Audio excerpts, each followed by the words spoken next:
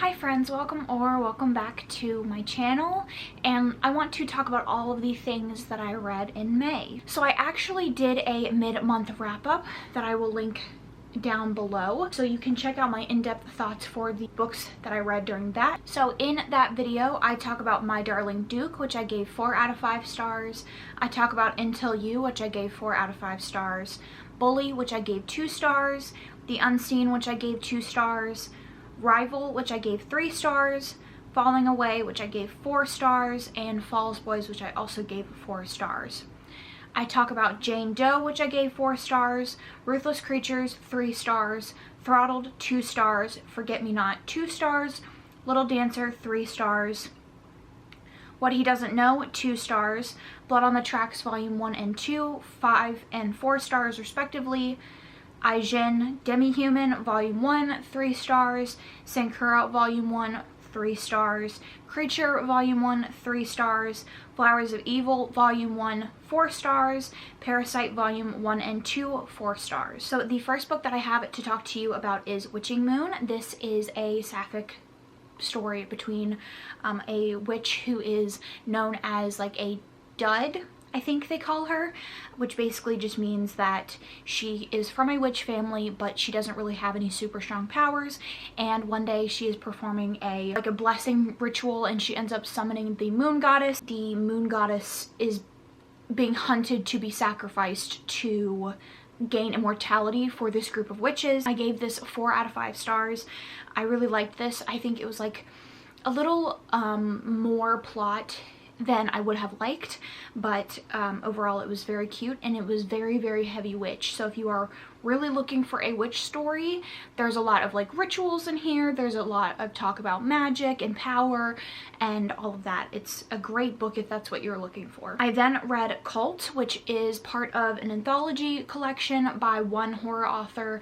I had read Jane Doe in the beginning of the month and really loved it, and this one is about a girl who goes to live at like this really tall, really creepy apartment complex, and her family end up getting kidnapped by some of the people that live there. It is only 80 pages, so I won't go too in depth into what it is about besides that, but I did give it 4 out of 5 stars. I really like Ash Eric Moore's writing. I think that he does horror very well. There are just aspects to his writing that I don't thoroughly enjoy, and you'll see as I go into more in depth into this anthology collection that I started liking the stories less and less. But this one felt more like a thriller book than a horror story. So then I read The Never King, which I gave 5 out of 5 stars. This is a dark Peter Pan retelling about Winnie, who is the descendant of Wendy, and every generation of the Darlings gets taken by Peter Pan, who is attempting to find out where his shadow went. The only thing the Darlings know is that they seem to be losing their mind, or they seem to have lost their mind when they come back. It's pretty short. I think it's like 190 pages or something like that, and this is about Winnie, who is the most recent Darling to be taken and ends up being a reverse harem, enjoys her time there. Like, she finds a place with the Lost Boys. I think the thing that appeals to me most about this is super fast paced. It's super fun and engaging. There's always something going on, and the cast of characters, while they are a little one note, are very interesting, and the story itself makes me want to continue with the duet, I think. I don't know how many books there are going to be, but I enjoyed this one. I then read A Rune of Roses, which is a Beauty and the Beast retelling about a girl who is sort of taking it upon herself to find the cure for this curse that has been put on her village, well, all of the villages in her land. And one day she takes a plant out of the Forbidden Forest to help her find this cure, and a beast shows up and says, "You stole from me, and to keep from having to slaughter you and everybody else that stole from me, I will take you back to my kingdom." And when she gets there, she discovers that while they have been growing old and dying from illness, the castle is stuck in time. So none of the people age, and they're being overrun by demons. And she helps the wolf try to find a cure for this curse. I read this because I was reading a video reading things that Tamika recommended to me, and it just wasn't as fun or as interesting. It felt very slow. The only like redeeming factor for it was like the slow burn, but even then, once that happened, it wasn't like super satisfying to me. I then read Trist 6 Venom, which I gave 4 out of 5 stars. This is a sapphic bully romance between Clay and Olivia. Olivia is like wrong side of the track. She's from a poor family, and Clay is like the preppy cheerleader girl. And they are definitely intensely mean to each other. They bully each other. They are not nice. This is not like a bully victim. This is a bully. I have read so much from Penelope Douglas at this point, and they always follow the same sort of like tropes, I guess. Their series are always revolving around a town. There's always like a Devil's Night or Halloween Night-esque plot line, and it just fell into that same trope, and it was just a little bit boring for me. And it was too bloated with all of that information, so that's why I ended up giving it 4 stars. But I think the relationship and like the angst on that end is just something that Penelope is very, very good at. So then the next 2 things that I read were from that horror anthology collection. I read Unbound, which I gave 3 out of 5 stars. This is about a guy who in the beginning of the story is assaulted by a group of guys outside of a pub, and so he summons a demon to get revenge and kill the guys that assaulted him. This is kind of where the stories started going downhill for me, because I noticed that the themes are always the same. This author always uses like sex as horror. It's either like they're having sex over the dead body, or the sex is used as a torture device, and it just is a little bit boring. I'm tired of reading the same horror-y scenes over and over again. And I think if I had removed myself from the anthology collection a little bit, I would have not noticed it as quickly, but because I've read stories basically back to back, it just became a little bit boring. Same with the next one that I read, which was Against Type. This is about a writer who decides to become a serial killer so that he has research for his stories, and you're just going through all of the different killings that he's done, but the timeline is very, very weird. It felt very disjointed, and for an 80-page story, it felt meandering and confused, and again, it had those like weird sexual elements that I just didn't really feel fit, or I just didn't feel like reading. I then read Something to Talk About, which I gave 4 out of 5 stars. This is a traditionally published sapphic romance, boss employee. It was a good time while I was reading it, but I don't know if it's necessarily something that I would remember, and I find that's often something that I feel with traditionally published.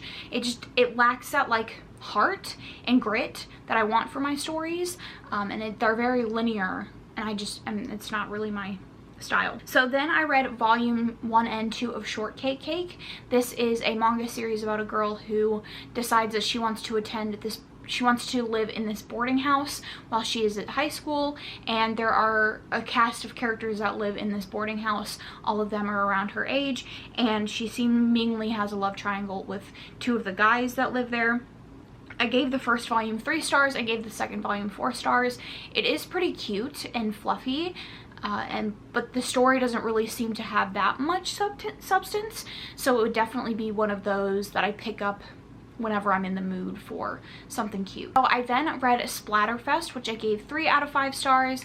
This is a horror, it's full length, and it is about this girl who is obsessed with horror movies, and she works at a video store, and her video store ends up putting on a convention, and the spotlight of the convention is this movie about a cult. I think it's very Jonestown-esque.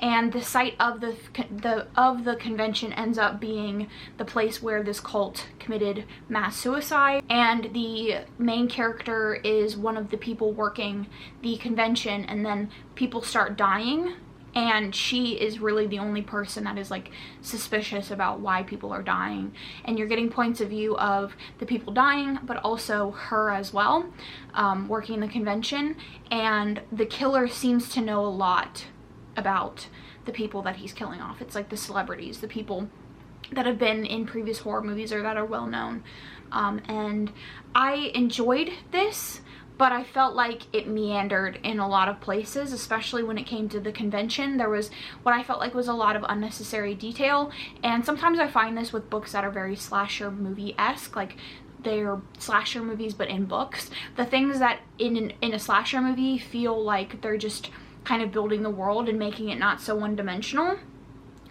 tend to make the book version feel very slow and pointless, I guess. So I ended up giving that 3 stars.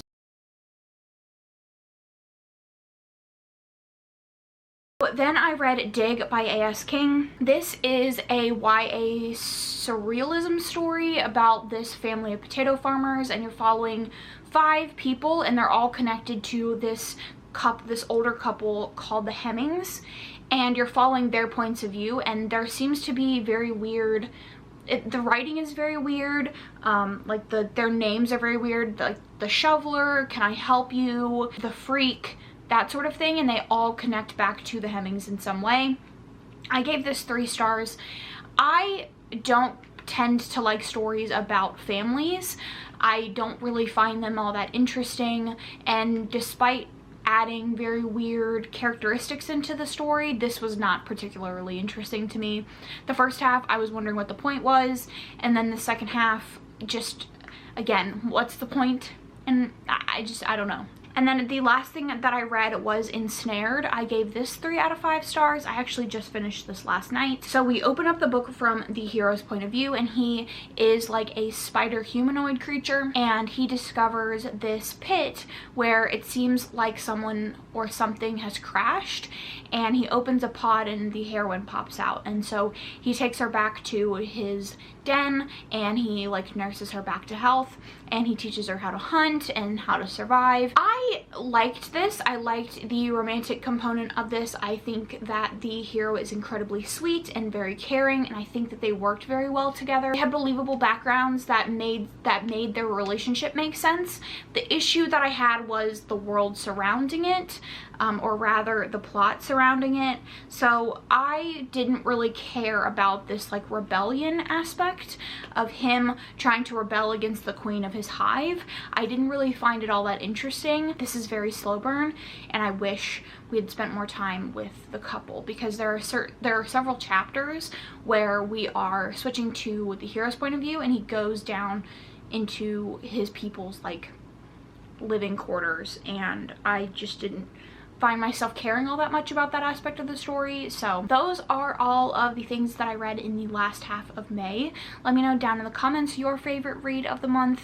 I didn't have too many great reads, but hopefully that will change. If you don't have anything to say, leave a flower emoji. Thanks so much for watching. I will catch you guys in my next one.